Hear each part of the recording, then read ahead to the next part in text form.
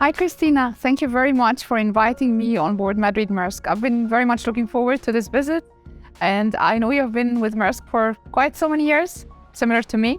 So looking forward to hear what is your background and why did you decide actually to join life at sea?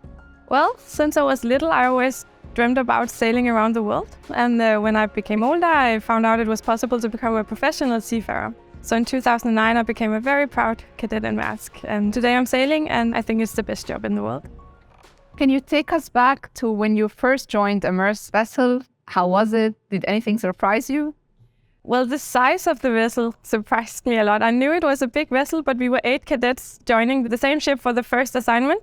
And we were just standing at the pier. We were dropped off by the driver, and we just thought this ship was so big. Another thing that also surprised me was no other women on board. I was the only one. And I was actually the only woman on board for the first 7 assignments I had in Maersk. And I was like, I don't understand where the women are. I think this is the best job in the world. So is it a secret we are holding from them? Why are there not any more girls? So the only woman on board the ship and the only woman for the first 7 assignments. Can you share a bit with me on how was that experience like and maybe a few examples? Yeah, I would say overall it's fine. I've had a lot of fine assignments in Maersk, but I also had a few experiences that was not so great. I experienced that one of the senior officers asked me directly, Christina, do you want to have children? Because I know there's only one correct answer to this question. So of course I said, no, I don't want to have children. I'm just going to keep on sailing. Can I ask you, how did this make you feel?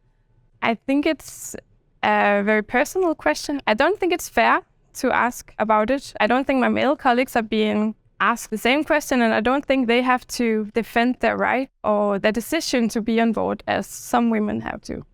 It's absolutely not a fair question. I agree. I know exactly who to reach out to if I have any issues on board, and I know that everybody else is also aware of the fact that if they do have issues on board, they can reach out, and there is a clear line of communication, and that's really helpful, I think. I'm really happy to hear that you see things that are moving in the right direction, although I know we're not there yet. No, we're not there yet, but I think we are going in the right direction. I know you're also one of the few women in your position. Have you experienced any challenges, or can you share a little bit about your background?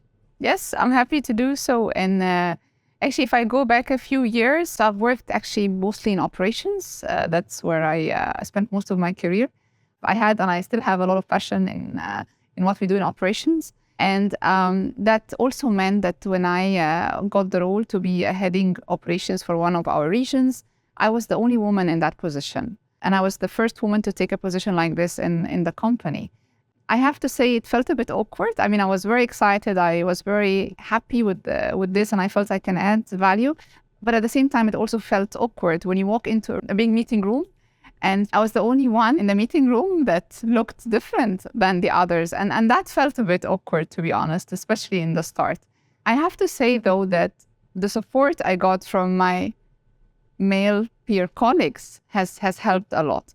I think one of the biggest challenges I faced was actually the external environment and the stakeholders I had to deal with, because they never imagined that there would be a woman in this position. So even when they sent me emails and they would write my last name, they would say, "Dear Mr. Boulos." And then every time I had to correct them and say, "It's Mrs."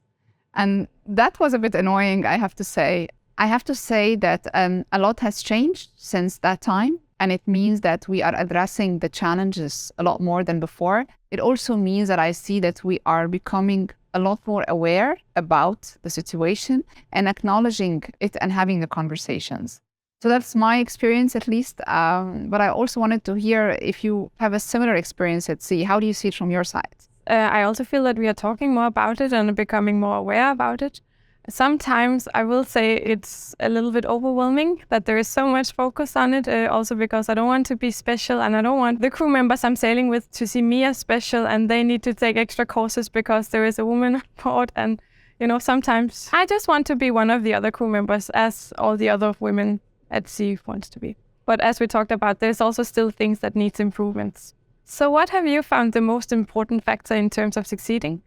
I mean, when I reflect on this, I think there's a couple of things. One is being courageous to have the conversation. I think for me, that's just so important to be aware and courageous to have the conversation. And the other one is just having, mentors and network of people around you who can support and challenge you at the same time. I think for me, these were two things that I believe are important on the journey. So Christina, if we look ahead, maybe 10 years from now, what progress would you hope we would have made by that time?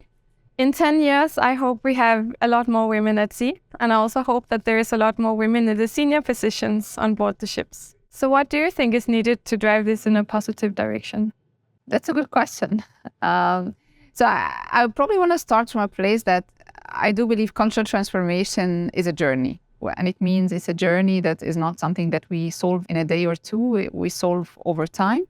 But it also requires consistency so that we continue to stay the path and the course that we started.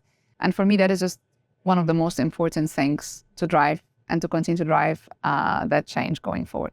It also means having the conversation and continuing to have the conversation and creating what I call psychological safety or a safe environment to speak about the difficult topics, to speak about the things that are difficult to bring on the table, but are necessary to make that change. So for me, this is, a couple of things that I do believe are important to continue to drive the change. Thank you very much, Christina, for inviting me on board Madrid Maersk. I really enjoyed our conversation today, and thanks for the open and candid discussion. Yeah, and thank you for coming. Thank you. Very nice talking to you. Likewise. Have a great day. You too.